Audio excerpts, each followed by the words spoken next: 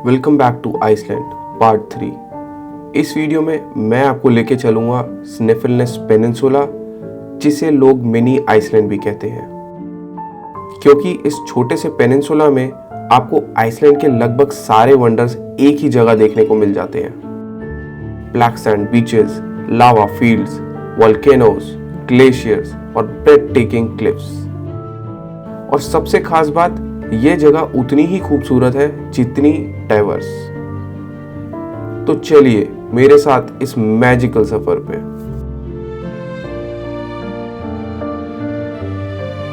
तो जी हो गई है सुबह। तो सुबह के साथ पानी भर रहे हैं फ्रेश वाला। इसका ब्लैक टैंक भी खाली करना है।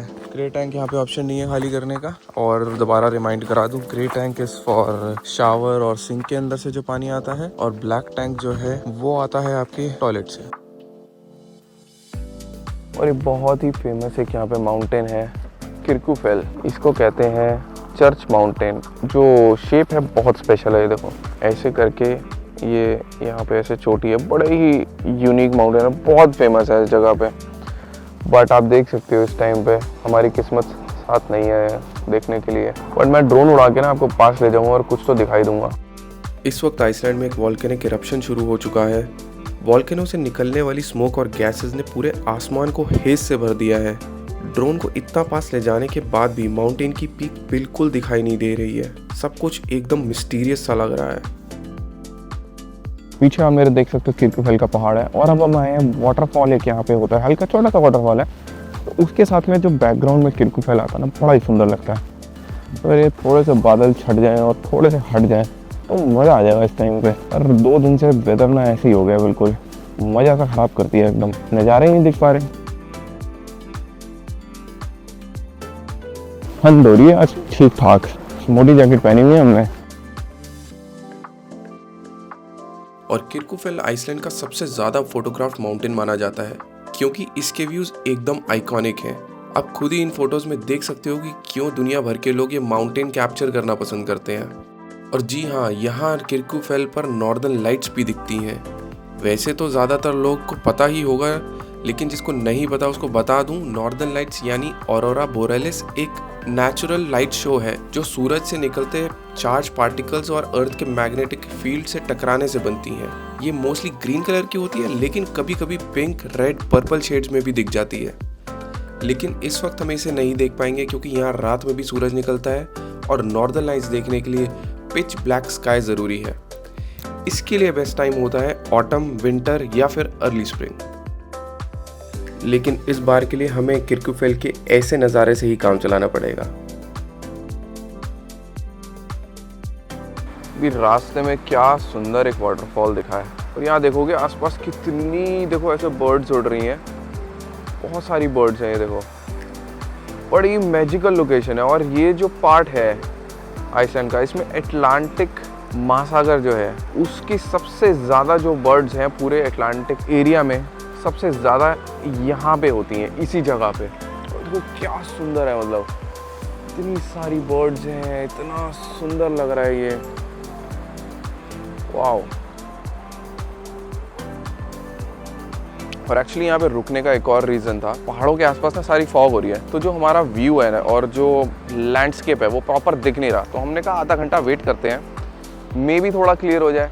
बट जनरली जो मैं पैटर्न देख रहा हूँ, ये 2-3 बजे के आसपास क्लियर हो जाता है काफ़ी हद तक। और जो बादल है नीचे के, जो फॉग ही रह रहा है, वो फॉग क्लियर अप हो जाती है। बट अभी के लिए तो कोई लक नहीं है, अभी तो ज़्यादा क्लियर नहीं हुआ है, फिर भी ठीक ठाक क्लियर हुआ है कि कुछ दिख रहा है। अगर आपने मेरे चैनल को अभी तक सब्सक्राइब नहीं किया है तो प्लीज़ अभी पॉज करके पहले लाइक और सब्सक्राइब दोनों कर दीजिए। समय हमें दिखा एक क्रेटर, और पीछे देखो भाई साहब वॉल्केनिक इरप्शन हुई थी पूरी की पूरी इस पहाड़ की। एंड नो ड्रोन, सैडली तो ड्रोन नहीं उड़ पाएगा, बट ऊपर जा सकते हैं। बड़ी अच्छी सीढ़ियाँ देखो बना रखी हैं इन्होंने, बहुत बढ़िया। तो ये क्या नज़ारा है यार आसपास का, देखो चेकआउट करो। Wow, just wow.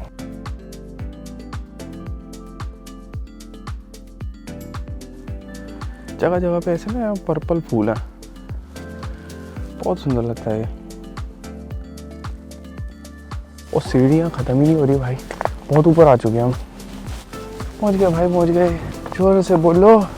जय माता दी। वैसे तो मैंने लास्ट वीडियो में भी बताया था, लेकिन एक बार फिर से बता दूं, क्रेटर एक बड़ा सा गड्ढा होता है जो ज़मीन या माउंटेन के ऊपर बनता है। ये अक्सर तब बनता है जब वॉल्केनो फटता है और उसके अंदर से लावा, गैस और रॉक्स बाहर निकलते हैं। जब वो एनर्जी ब्लास्ट ख़त्म होती है तो बीच में एक गोल या बड़ा डिप्रेशन बन जाता है जिसे क्रेटर कहते हैं। कभी कभी क्रेटर्स मिट्योर के गिरने से भी बन जाते हैं। तब देखो ये अब सारा लावा का वॉल्केनिक इरप्शन से बंजर हो चुकी है ज़मीन और उसके ऊपर से मॉस उगी हुई है। और ये 100,000 साल की देन है ऐसा नज़ारा। और अलाउड नहीं होता मॉस के ऊपर चलना, क्योंकि मॉस ख़राब हो जाती है और फिर उसको 70 साल लगते हैं आने में वापस।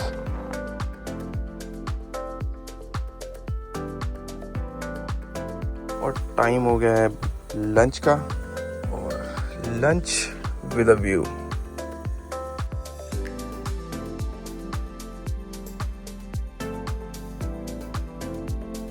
अभी हम एक जगह आए हैं, इसका नाम थोड़ा अजीब सा है, ब्लैक सैंड बीच है।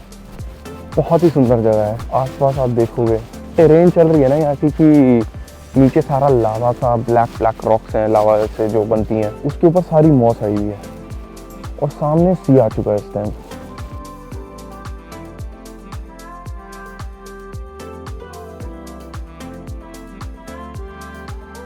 ये है यहाँ के स्टनिंग और यूनिक लावा रॉक फॉर्मेशंस। और ये फॉर्मेशंस हजारों साल पुराने हैं और एकदम नेचुरली स्कल्प्टेड हैं, किसी आर्टवर्क से कम नहीं लगते। और ये पत्थरों के ऊपर चढ़ गया हूँ मैं थोड़ा सा, और इधर देखो नजारा। ओ भाई, इस जगह में 2 वाटर लगून्स हैं। ये फ्रेश वाटर लगून्स एक टाइम पर फिशरमैन के लिए लाइफलाइन थे, क्योंकि यहीं से उनके पीने का पानी मिलता था। आइसलैंड में काफ़ी शूटिंग हुई है गेम ऑफ थ्रोन्स की, पूरी फील आ रही है एकदम हर जगह, एकदम गेम ऑफ थ्रोन्स वाली। केव्स भी हैं पीछे बीच में।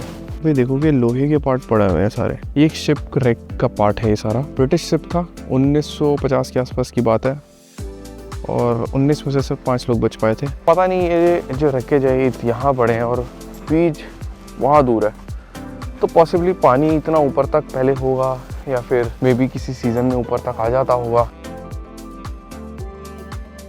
और ये जेलीफिश लग रही है, वॉश आउट हो गया, आ गई ऊपर।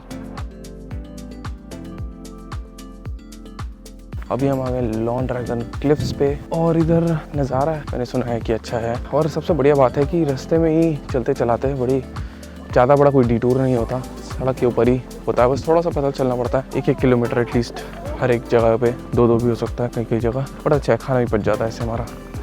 ये है लॉन ड्रैंगर के 2 बड़े बसाल्ट टावर्स, जो एक पुराने वॉल्केनो के क्रेटर के बचे कुचे हिस्सों से बने हैं। हजारों सालों तक समुद्र की इन तेज लहरों ने इन्हें घिस घिस कर इस रूप में बनाया है। एक टावर 75 मीटर ऊंचा है और दूसरा 61 मीटर।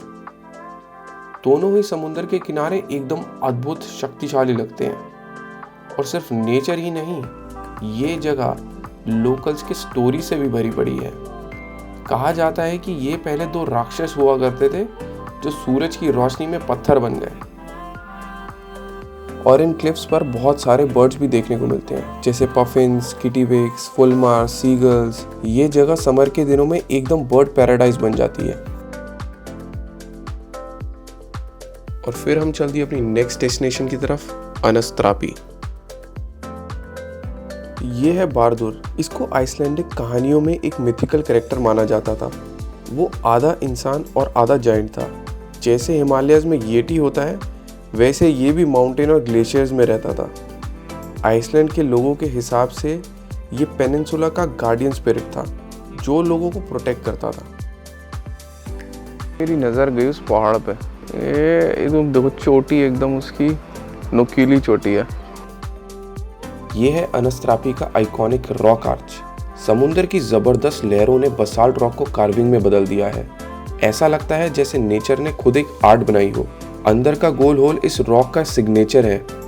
लगभग 10 मीटर हाई और 5 मीटर वाइड है। ये स्पॉट हाइकिंग ट्रेल पे है जो अनस्त्रापी से हेलनर तक जाता है और पूरा 5 किलोमीटर का लूप है। फोटोग्राफर्स के लिए ये ड्रीम लोकेशन है।